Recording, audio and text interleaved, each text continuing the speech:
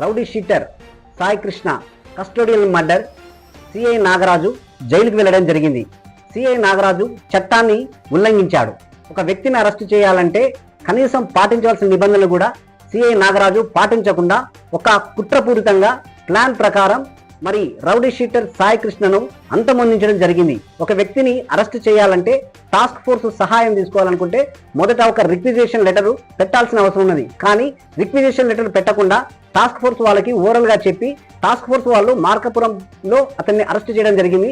అక్కడ task force వాళ్ళు స్థానిక పోలీస్ స్టేషన్ లో ఇంటిమేషన్ ఇవ్వాలి.